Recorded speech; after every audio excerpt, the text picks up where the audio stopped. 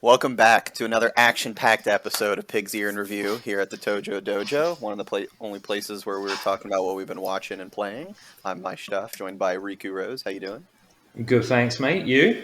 Not too bad. Not too bad. Getting ready for the new year. We've been playing and watching lots of things, so stay tuned for our next episode. We'll be given our top 3 of things we've been watching and playing as well. So there's been plenty of stuff. This is our last episode we're filming this year, and we only started doing it like April?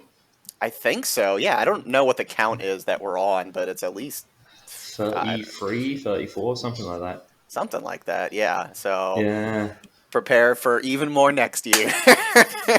If you haven't suffered enough, we're going to make you suffer more. Exactly. This is what everyone has wished for New Year's resolution. I imagine the 3 or 4 people that do watch this, it's like Clockwork Orange. Just play Beethoven. There's like some asylum in Poland where they put this on to torture people. What it's that, or like what was the rumor that at like Guantanamo Bay they played like Blue's Clues or Barney music over and over on the background for people? Well, there was also the rumor when Saddam Hussein was captured, they put the South Park movie on a loop. That would be a fun sight to watch, especially he makes some cameos in that movie. Oh, goodness, I love it. Anyways, though, what we're here to talk about today are some pretty big releases as of late. So we got Crisis... Well, okay, let me make sure I got the full name right. Yep. Crisis Core Final Fantasy VII Reunion, I think, right? Okay. Yeah. Then we got God of War Ragnarok, Avatar The Way of Water, and Weird, the Al Yankovic story. A lot of big titles there. I don't know how I'm going to fit this all into the title. That is true. You do have a lot. I guess you can shorten. You can lop off the like second or third parts of some of these titles. There's a lot. Yeah. This is going to be a challenge. All right. I believe in you. Does you two have a character limit for titles? Yeah, 100 characters. All right, max it out. Actually, you know what? Make this 100 exactly. Find a way to make it 100 characters. All right. So since we have a lot to talk about, we'll just get right into it then. So I'll turn it over to you to talk about Crisis Core. Well, you've slightly been playing this as well. I'm on about Chapter 5, Chapter 6, but I have beaten the game before, being a big Final Fantasy VII fan. Beat it on the PSP. Whereabouts are you in the game? Yeah, so this is my first time playing through it at all, and I'm on Chapter 4. Okay. So I will say I think I've played about 6 hours because I'm actually doing a crap ton of the side missions as well. So that I probably could have gotten much further, but yeah, roughly Chapter 4. Yeah, I've done about 40% of the side missions. Mm-hmm. I don't think the side missions are that good. All right, right into it. How come? Yeah. I don't remember doing them on the PSP version. Okay. But it's very standard, run through a hallway, fight the enemies, fight the boss type thing. The only reason I did them was to level up a little. Okay, so for me, I'm playing, I think we're both, playing on PS5, right? So I know this game, obviously, it was on the PSP originally. It's also on the Switch, which I think it makes...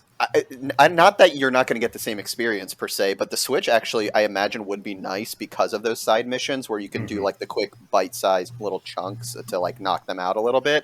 But I have to say the side missions for me have been nice if I'm just like, if I wanted, like this week I've been doing a lot of other stuff, but I still want to play something.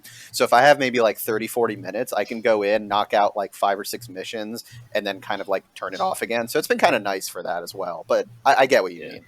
That's what I've kind of been doing. I've had my in-laws around for Christmas, so it's like, everyone's upstairs like getting ready in the shower or something like that. I'm like, well, I don't want to start doing the story, so I'll be like, right. I'll knock out 5-10 missions, whatever. Yeah. But I think you can also tell that this was a handheld game in the fact that anytime I see a save point in a game, I'm so OCD about like, right, best save. I'm the same way. Even though it's auto-saving like every 5 seconds, I do the same thing. But the counter only goes up like 10 minutes each time on your total play time. And you're like, I'm guessing, I don't remember the PSP's life, like battery life, but I'm like, it must have not been very good. You know? Yeah, exactly. I'm the same way. It's funny. You can tell that this is an old style game, but then Hmm. obviously remade, just like what you're saying, kind of like standard kind of hallway, nothing too crazy missions. I mean, and it was a PSP game, so I think even the story stuff is fairly linear for the most part. Like you just go through it, which I don't necessarily Yeah. have a problem with, but you can tell, like, yeah, it's an older style game. Yeah, it just feels that. Yeah, again, like the original Final Fantasy VII, obviously was a PS1 game, so Hmm. every town was like a JPEG Yeah, with three buildings. right, right. But there's something about when it's blown up on a big 65-inch TV on the PS5, where there's a Hmm. town with like three houses Right. and like one person, where you're like, feels very like empty. Yeah, some of this, there's a couple of the side missions where you're like in an open field. And at first it's like, oh wow, it's this big open field, but it's like three trees and like a chocobo or something, like over and over and over Yeah, yeah, again. So yeah, but I get what you mean. yeah. I am really enjoying the game. I love their world. I Hmm. love the characters. Genesis, the bad guy in this, isn't Hmm. great. In what He's a sense? he's a bit much. Like the way he's portrayed, like the Yeah, the acting, way he or talks, that oh, okay. like just the character, like always reading like he's in trying to be in Shakespeare or something. Oh, got it, got Like it. I Yeah. don't think he fits with that world at all. And this is a world that has a vampire and a talking cat. Yeah, it's a lot to not fit in. So you must be doing something wrong. Yeah, but you messaged me after playing this for a while. I've been playing it for about a week, and then you Mhm. messaged me and you said, "What is wrong with Zach's voice?" Oh my god, dude! Like it sounds like a mix between like Kermit the Frog and like something. I don't know what, but it just at first I'm like, okay, am I missing something? Is there some nostalgic reason why he sounds like this? No, No, no, no, no. It's different from the crap. They redid this. It's not like you can't right? even make the excuse. Oh, that was 2007, and they just have an update. Like when the Shenmue like HD remasters came Yeah. out, everyone's like, "Oh, I wonder if they fixed the voice acting." They went, "Nope." Nope. But then Square Enix went, "Oh, we're going to change it, but we're going to fuck it up We're gonna still." make it worse. I just okay. I don't know what other roles this guy has had before. He probably it's not that he probably couldn't do a good job, but I think you had it said it sounds like the direction must have been given Yeah, weird because like it's he gives like the wrong intonations at the wrong times. Like it'll be something serious, and he'll be like, "Oh my god!" Like ugh, like in like some goofy voice, and I'm like, "What is happening right now?" it sounds like like animes like Pokemon, like in the early 2000s when they Yeah, did the American voices. yeah, And everyone sounds super excited, or they sound really yeah, weird. Like yeah, yeah. like they're those two tones, and that's it. Yeah, something just it like it wasn't even gradual. It was like the first line he spoke, and I'm like, this doesn't sound right. Yeah, I really think it's the direction because at the end of the day, all the other voice actors were in the Final Fantasy VII remake for the most Hmm. part. Like the Yeah, guy who voiced Sephiroth or Hojo, people like that, right? sure, sure. And even they sound a bit weird. It sounds like they're always pausing for the next line. Yeah, and I'm wondering like, well, okay, since you played the original, do you maybe this is too specific, but is the dialogue one for one the same, or do they make adjustments and stuff like that? I can't tell you off the top of my head. I believe, based on what I've read, it's the same, but they've just changed the Okay, voice acting. okay, Um, it feels like they had everyone, and I know this is how they do it most of the time, but it feels like this. It yeah. feels like they put a bunch of actors one at a time in a voice booth and just went, "Yeah, read that line, read that line, read that line." Instead of maybe all Yeah, together or anything. when Yeah, when you see like you see those behind the scenes of them like making The Last of Us in the mocap yeah. suits, and they're like legit acting it out with the other Right. actors in like a big room, right? And you feel that in the game. And I don't know, remake they probably did do everyone in a booth, Yeah, probably. but you can tell they knew like the other character how they were going to say it back, or they maybe had audio playback or something like that. Yeah. Yeah, I wonder if this was not to say this game was rushed because yeah, I am also enjoying the game and it plays. I haven't had any issues with the game. It plays great, but I wonder though if this, like, was it always in the works to do this? Was this kind of a last minute thing? Like, oh, let's also remake this really quick, and they had to just like quickly get all this shit done, or Wouldn't I don't surprise know. me. Because when was Seven Remake was over 2 years ago now. I think that was 2020, right? Yeah, early 2020 because it was right during the start of lockdown, Yeah, it wasn't was it? like April or something. Yeah. Mm-hmm. So it wouldn't surprise me if that was a huge hit, and then they were like, "Well, we're not getting another part out for like 3 years. Like, Right. what else can we like do to ride this hype train we have right now?" Yeah, exactly. Yeah. So, which Um. I am glad about. Like I said, Yeah. I've always wanted to play it, but I frankly didn't want to bother going back to the PSP version. No. Even though I'm sure it could be okay. Like I'm used to playing old games, but it's something about it I just didn't want to bother. So it is nice that they now have this. There's certain systems that even if they're in your house, it feels like such an effort to use them. Yeah. Hmm. Like definitively the best version of Super Mario 64 is on the DS because you get like Oh, extra yeah. levels and like you can play as multiple characters, things like that, right? Yeah, sure. But that's not a fun game to play on a DS. Right. And it's just Mhm. so weird that it's locked to that system. Well, that's an entire other Yeah, conversation with yeah, the yeah, yeah. recent Mario 64, the re-release they did for like the Switch, like not on the Nintendo Switch Online, but the 3D All-Stars compilation. Yeah. They could have made that so much better with like all those extra features and extra stuff, and they didn't do jack shit. They just said, "Ah, here you go." That pissed Well, me off. well, that's what I like about when games like this finally come out. Like Live Alive, I didn't really like that much. Mhm. The other Square Enix one, where You sitting on a whoopee cushion? What is that? yeah, Fuck it, leave it in. It's fine. We're talking about Final Fantasy. It's okay. that's Cloud the dog losing his mind about the fact that I'm insulting Square Enix because he's a paid shill. I love it. That's all good. But yeah, so I like Live Alive. I didn't really like it that much, but I'm Sure. glad it is now playable. Yeah. I am glad that we now have it out there in the world in a way that people can experience it.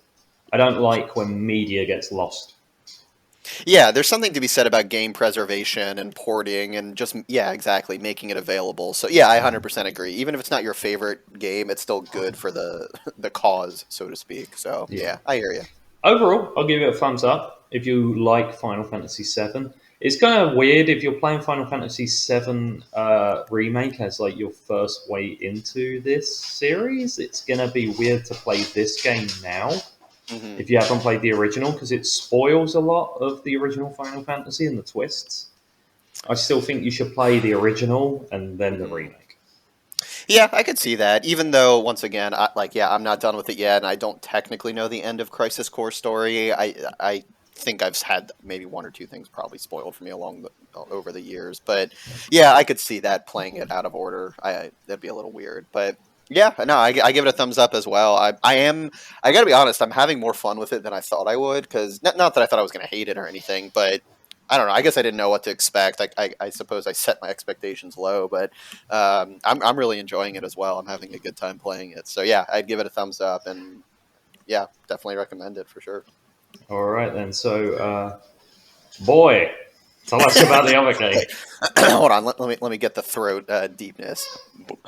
Boy, I don't know. No, that sounded like I was burping. I don't think that's Yeah, correct either. I don't think anyone can match Chris Judge. I think is his name. yeah. That's That a that scary dude. looking motherfucker as well. I tell Jesus you. Christ! Like he'll demolish you. I'm sure he's the nicest guy in the world, but my Oh God, yeah, yeah. like When he was will. at the Game Awards and they were like, he went on for 8 minutes. I'm like, yeah, because no one's going to tell him to fucking get off. Yeah, I fucking dare you to go up there. You Um, have to wrap this up. No, yeah, you take no, as long as you want, mate. We're all sit and wait. yeah, we're good. We don't have anywhere to go. Yeah. But yeah, God of War Ragnarok. So God of War is a series I've played all of them. I love these. It's weird. God of War is one of those series where I've played all of them, but when I think like, oh, what are some of my favorite franchises of all time? It doesn't always come to the top. Yeah. Even though I've played all of them and I think they're all great games. So I don't know what it is necessarily, but it's yeah, it just for some reason has never registered as like some of my favorite franchises per Well, se. people always seem to talk about like the newer games as if they're their own sort of like franchise. Hmm. Like they're not similar to the original games on the PS2 and PS3. Hmm. I mean, I know it's a different gameplay style and stuff, but like I've seen people that like don't like the originals who love the newer ones. Hmm. Yeah, I guess for me, I tend to think of these recent two games as it really is the same games, but just a more refined version of them. Like at the end of Hmm. the day, they are platformers of a sort with hack and slash gameplay. But granted, these latest two are just more, like I said, refined versions of that. So they're not like vastly different in that sense. But yeah, you can tell that these latest two very much took it down a particular path of more story and focus as opposed to the crazy over the top necessarily, I guess. But you Hmm. said though, if I remember, you haven't played any of them. Is that right? I played the very first one for like Or, 3 or 4 hours. right. Okay. So I will say, and I know we've talked about this before, you don't have to play the old ones, but I know you said you want to because you have to. Yeah, I get it. I I I get think I'm slightly autistic. it. Hey man, I'm right there with you. I get it. Yeah, I've been there before. That's why I do that with a lot of other games and movies. Look, yeah. that's my problem tangent with horror movies is I know a lot of them are trash, but I have to watch all of the Friday the 13th before I Hmm. get to number 9, even though I know I'm Hmm. going to hate the other ones. So I Yeah. get it. I'm right there with you.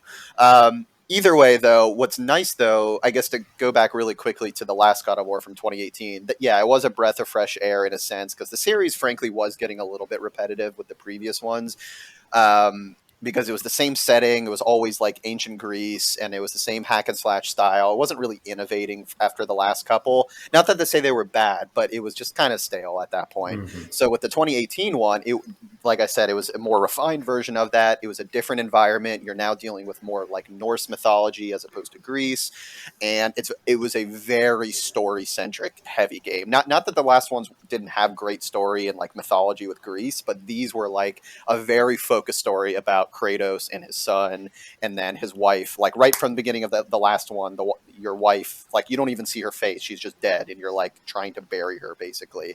Um, and then you go on a fun, crazy adventure through Norse mythology, all this sort of stuff. Great game. Yeah. When I think of burying my wife, I think of Yeah, fun. it was great. It was a blast. I highly 10 out of 10 recommend burying your wife in a video game. I would very much recommend it. So it was a great game. I loved it. And then when trailers started coming out for this recent one, I was very excited again. But I will say, I think it's just because it looked fun again. The story looked cool. They started showing like clips of Thor coming in now. But what the best part about it is all the characters in these two games are very well aligned to like Norse mythology. Not that I'm an expert by any means, but from what I'm here online and I've watched like a couple of videos of like comparing it to actual mythology, they do a good job about representing it with like Odin and Hmm. Thor and those characters. So in this movie, when you think of Thor in the Marvel movies, it's Chris Hemsworth, like shredded abs. He looks, Yeah. like a supermodel basically. But in this universe, Thor is like the typical, like the actual Thor who's like 400-pound fat dude, like grizzly, disgusting beard, alcoholic, drunk, and like it just is cracking me up in this game. But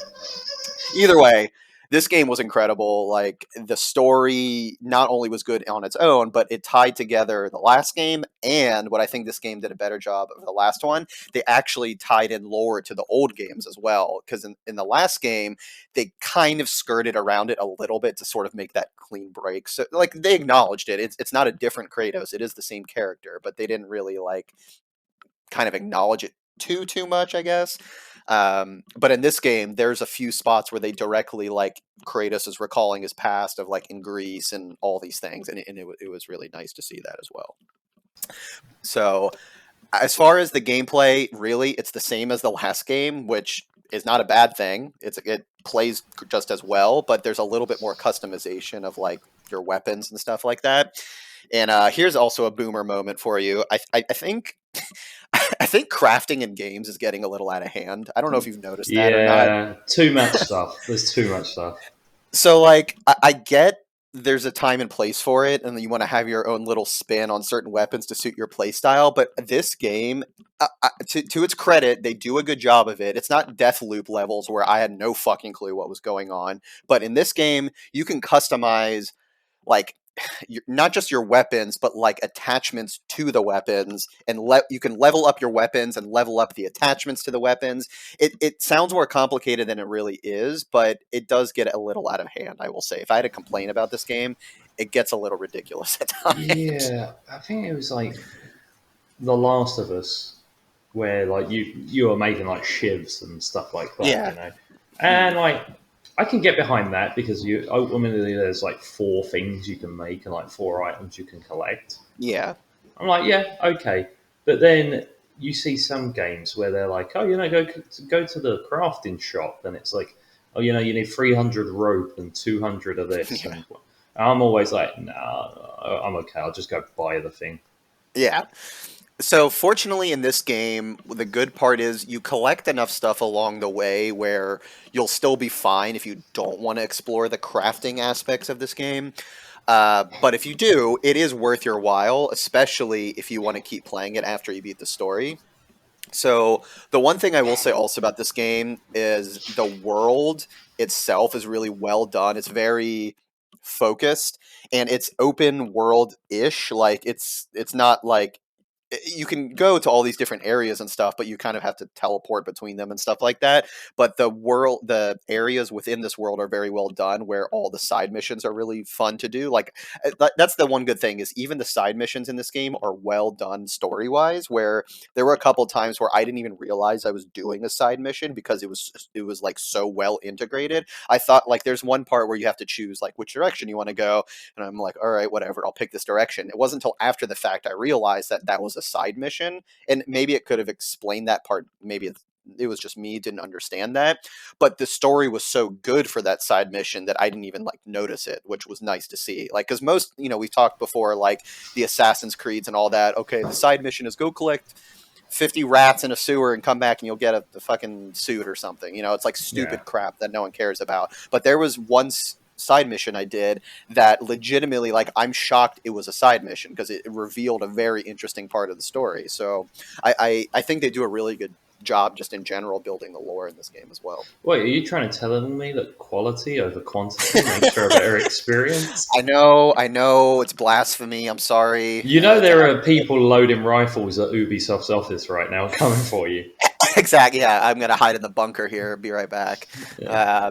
So yeah, it's well done with the story. Like I said, the gameplay is super tight, and also credit to them.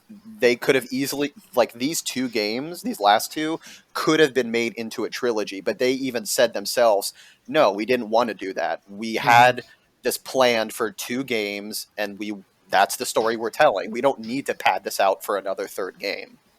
You know what? I've thought this before. Like, why is it they always aim for trilogies? It I know drives me beginning, nuts. I know beginning, middle, and end of the story. Right, I get that. Yeah. Right, but there's sometimes where you're like, you know what, two's enough. You need 4. Like, was it Uncharted was 4 games? And I thought Hmm. that ended perfectly. Yeah. Like, and then there's other movies where it's like 2, and they're Hmm. great. Yeah. Yeah. Exactly.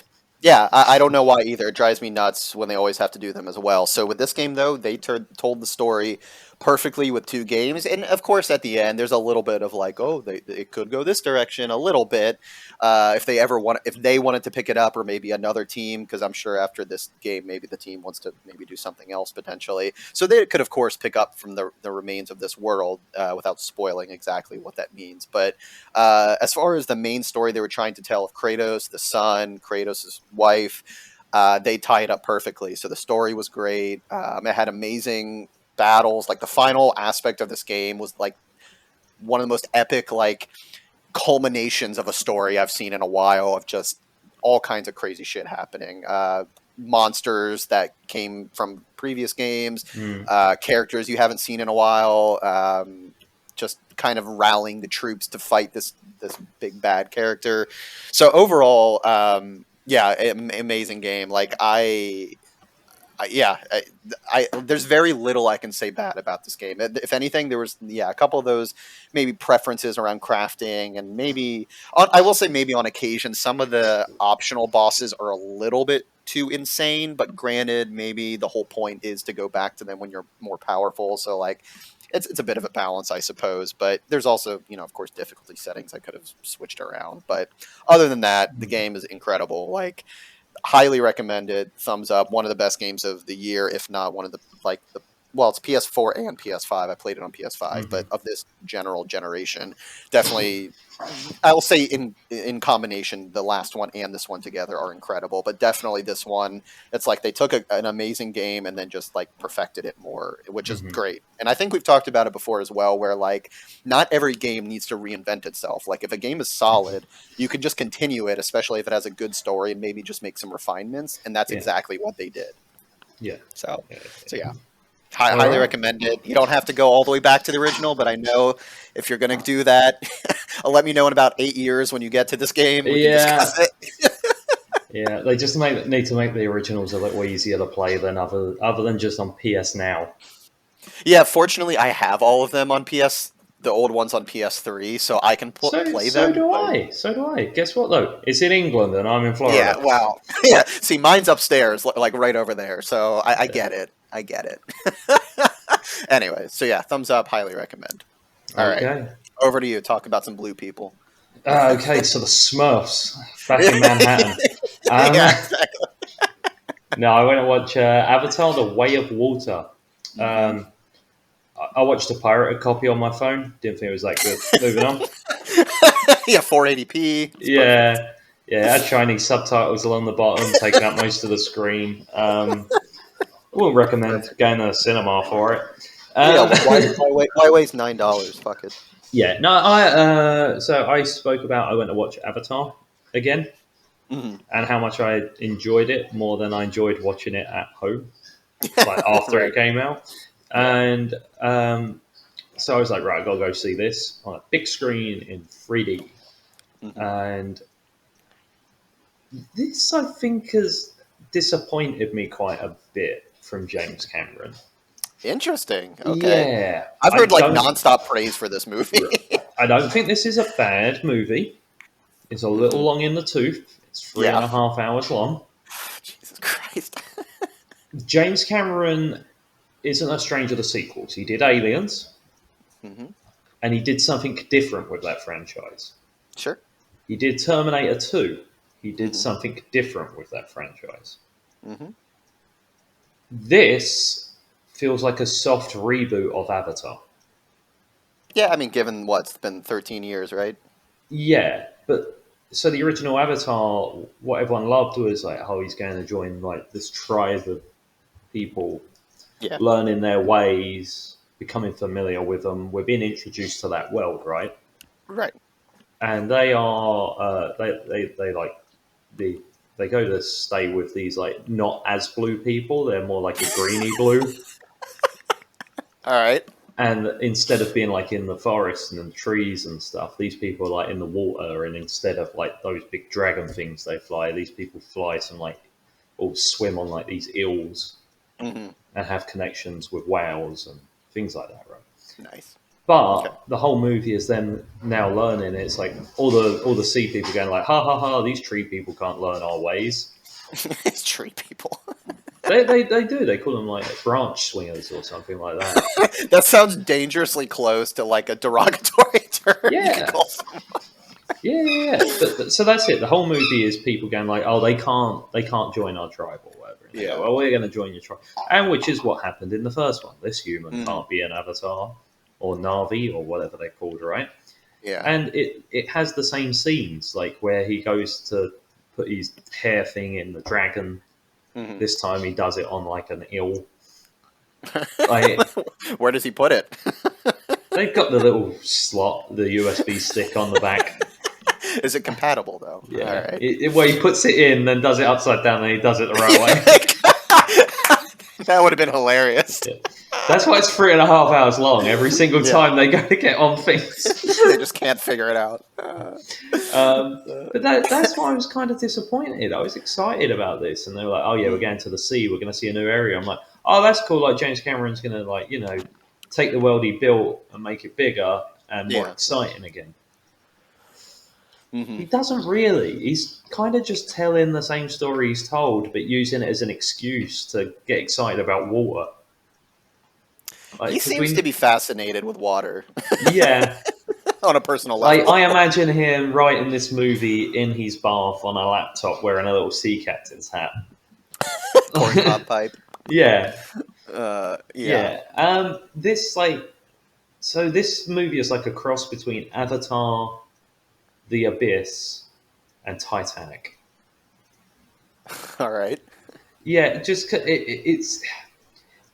it doesn't do anything new or exciting that we haven't seen before, which is a shame. Sure. And I know a lot of people go like, "Oh, Avatar's just Pocahontas with blue people," right? Mm-hmm.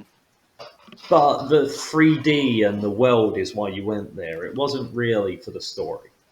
Mm-hmm. Like, no one came out of that going, "Oh, you know what? That's like the new Citizen Kane in terms of story." Sure. Right.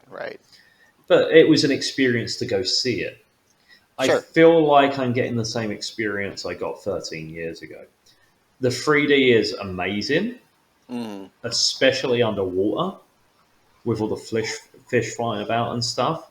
Mm-hmm. He does that weird high frame rate, low frame rate, like during action and stuff, which it looks good when it's done for like action, especially in 3D and stuff. But I'm constantly, every time it happens, go, "Oh, the frame rate's higher now."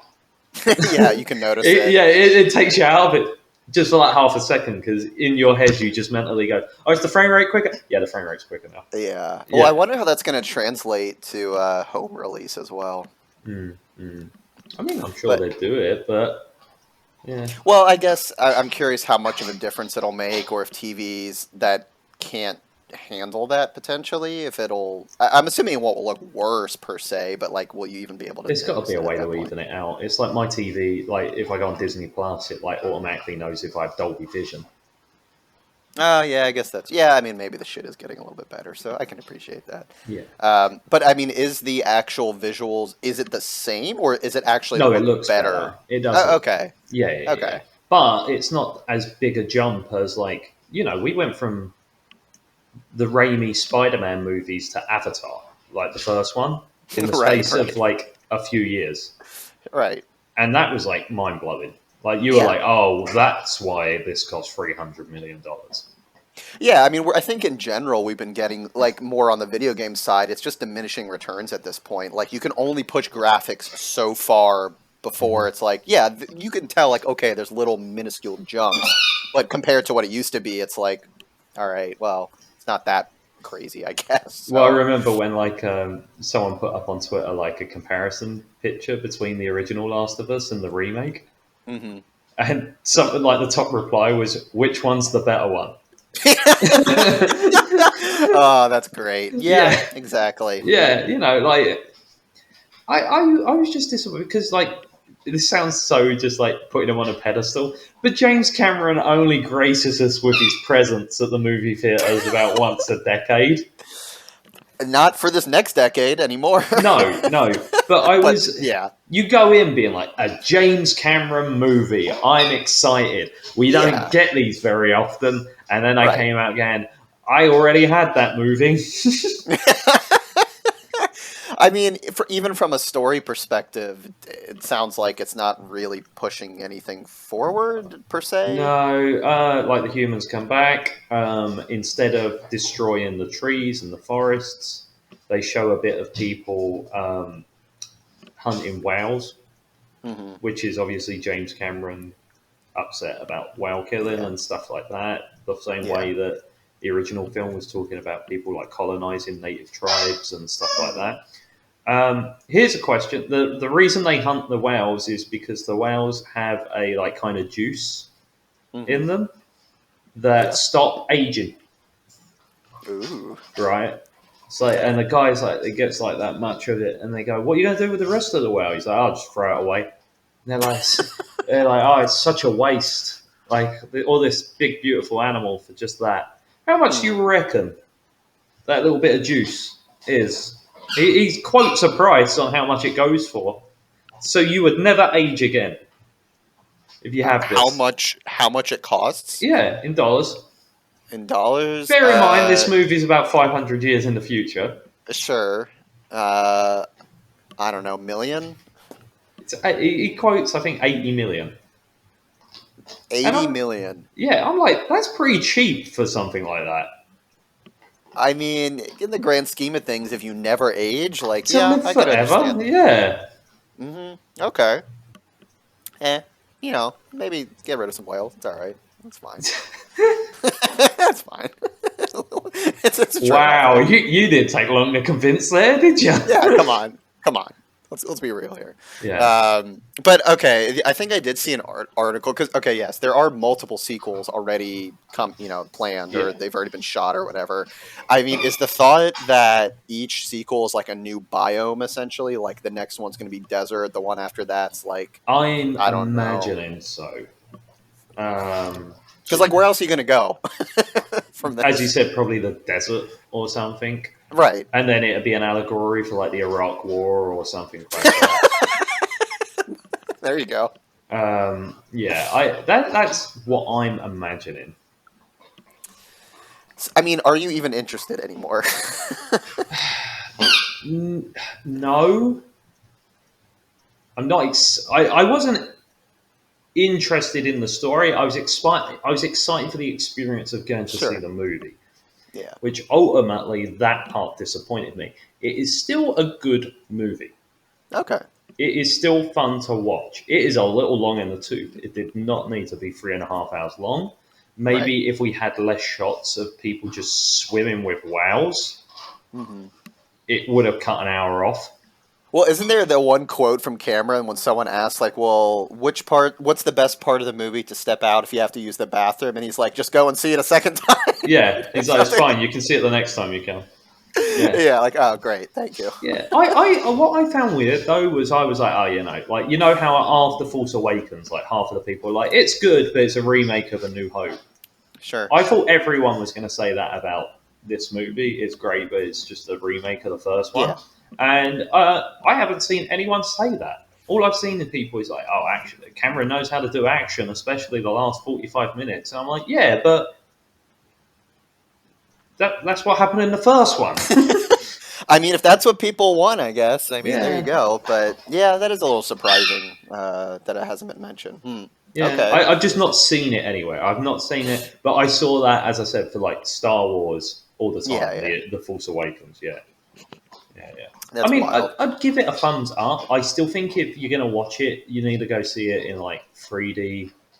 I don't think this is a movie that you want to wait to see. It's weird because it makes it sound like I'm saying you got to go out and see this now. It's great, but I think it's more you've got to go see it while you can see it the way it's intended.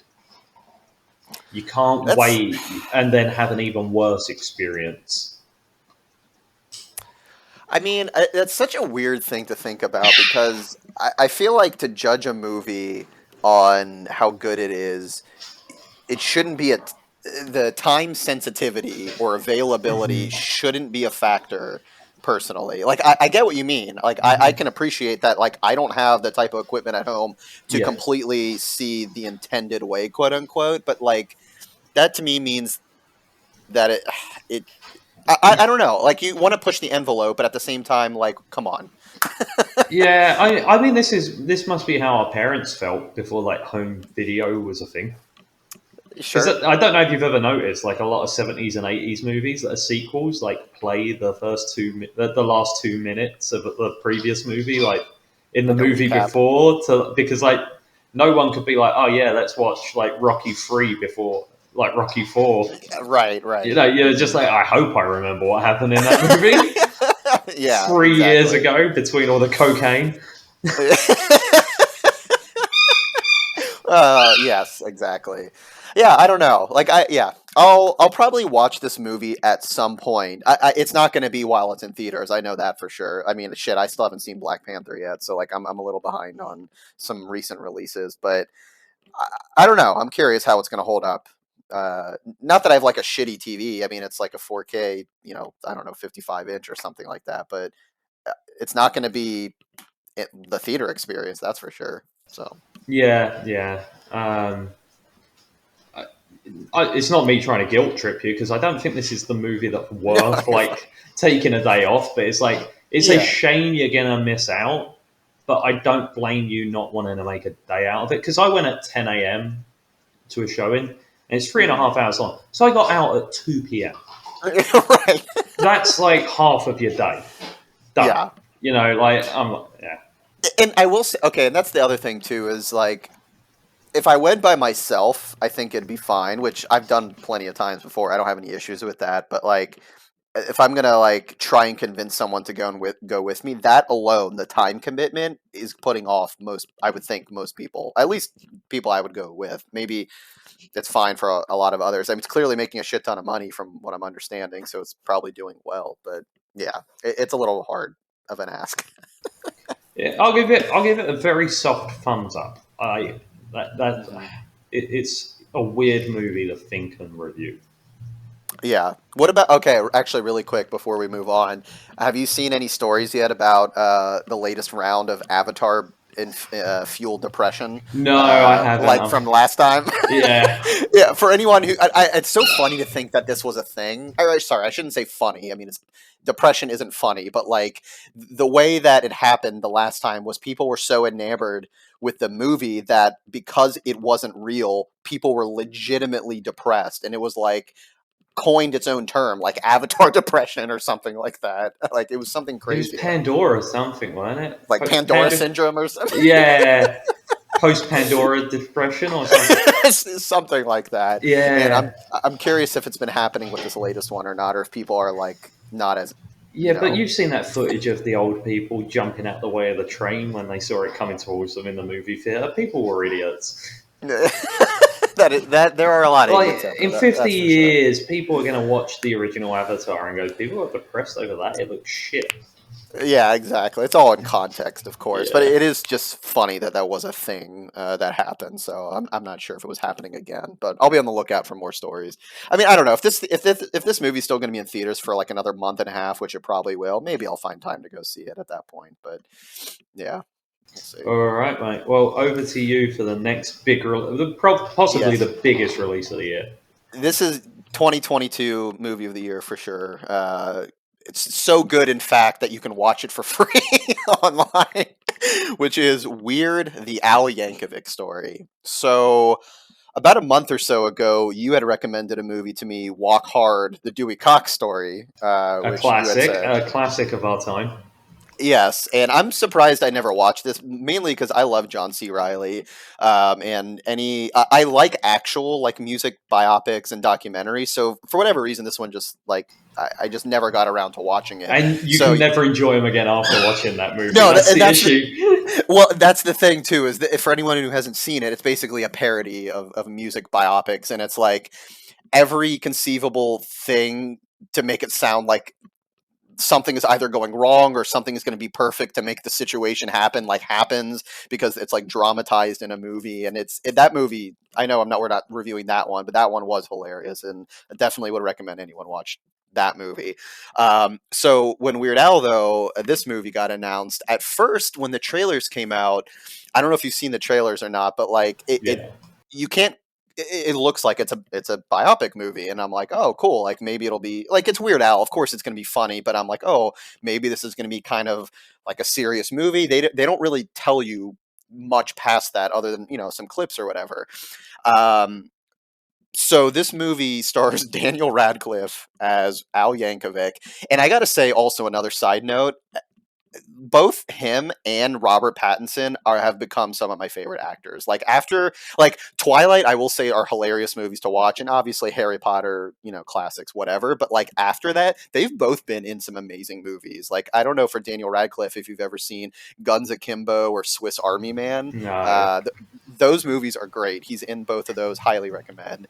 But I mean, Daniel Radcliffe has more money than anyone, so he could just do whatever stupid projects he wants now at this point, which is awesome, and that's Yeah, why I that's love the him. dream. That's the dream. what a life, and he just seems like a cool dude in interviews. Like I love Daniel Radcliffe. So he's playing Weird Al in this movie, and at first it starts off with him as a kid, and he's at the dinner table with his parents, and it seems like it's a very serious scene, and he starts talking about how he wants to like play accordion and all this stuff, and then immediately the dad like just gets up and says, why can't you just give up your dreams and work at the factory? And he like walks off.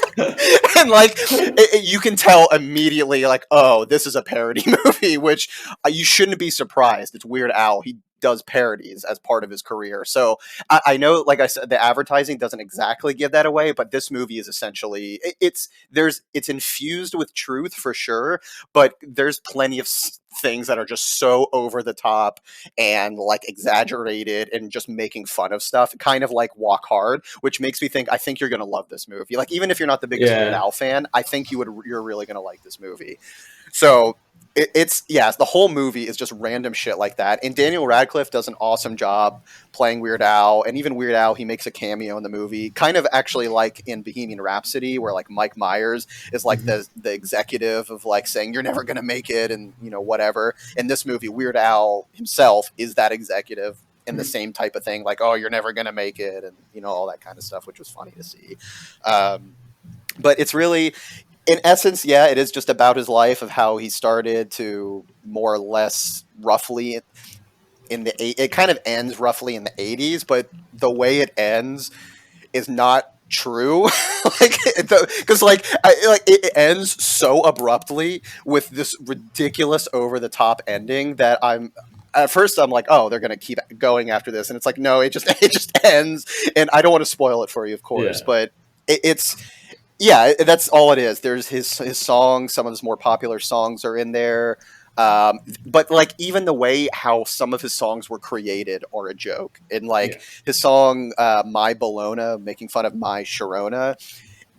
Maybe this is true. I don't know, but he's literally hearing it on the radio, and then he just has a packet of bologna in front of him, and he keeps like saying it over and over. And suddenly, like literally the next scene, he's a mega star hit, like just poking fun at like how quickly people rise and stuff like that. So yeah, either way, I don't want to like ruin too many jokes, to be honest, but this movie like had me cracking up the whole way through. Like I said, Daniel Radcliffe does a great job. The one Evan Rachel Wood from Westworld, like the main star from that show, she plays Madonna in the movie, which was cracking me up as well. And that relationship is just ridiculous and over the top. Yeah, I don't know. There's some interesting guest star like kind of appearances. I'm trying to think what else. Oh yeah, there's just a joke in the whole movie about how his dad works at the factory, but they never actually say what he does, like ever. He's just at the factory, and so there's just stupid jokes like that. So I mean, overall, it's hilarious. I would recommend it. We don't get many silly comedies like that anymore, like Naked Gun type thing. So yeah, and I love that kind of humor. So I am excited to watch it at some point. Yeah, so it's okay. Here's the thing. So the movie is free, and it's on the Roku channel. So that's kind of a bit of a hindrance, so to speak. Like I have a Chromecast, and I can't put Roku. Like you have to have a Roku. As far as like on a device, if you want to watch it. However, like because I have a Chromecast, what you can do is on your computer, you can just log on to Roku and watch on your computer, but then just cast it to your TV. So that's kind of what I did, unless you want to just watch it on your computer, or if you have a Roku, I guess. But oddly enough, it's weird. I wish Roku was a little bit friendlier with working on other stuff, but I guess they also want to sell their own Roku, box or stick or whatever. But it is free, which was nice. So you just sign up for Roku and you can watch it. I got to be honest, I'm never going to go back to Roku again. There's literally nothing on there that I could conceivably watch, to my knowledge, other than this. Yeah, there's too many streaming services. I'm waiting for like 20 of them to go out of business and the other studios to just buy up their libraries. Yeah, I mean, it's already happening with HBO and Discovery at this point. Those are combining next year. So either way, you can't have much to lose because it's free. Just find a nice way to watch it. But yeah, you'll have a good time. It's funny. It's well written. You'll hear some of his music. There's not much bad I can say about it. I'm sensing a full thumbs up. That is definitely a full thumbs up. Highly recommend. I can't wait to see Daniel Radcliffe do even more stupid and goofy roles. He just cracks me up. Yeah, it was a good time. Yeah, I'd recommend it. I'll watch it soon. I will watch it soon. Yeah, I honestly think, given like I said that you liked Dewey Cox, I think you'll really like this movie as well. But yeah, so I think across the board, Crisis Core, God of War, Avatar, and then Weird Al, all various forms of thumbs up, soft to more rigid thumbs up, depending on how much you like these. But yeah, there's some good releases towards kind of the end of the year, which has been nice. I feel like sometimes towards the end of the year it can get a little bit slow, but there's not just games but movies as well. There's Yeah, some good normally it's a stuff. catch-up time, but it seems like it's been carrying on, and again into January, it don't look like it's going to slow down either.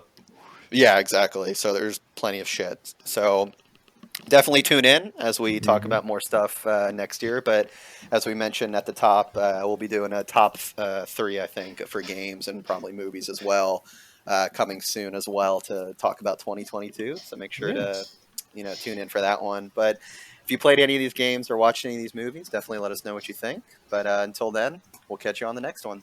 Take it Bye. easy.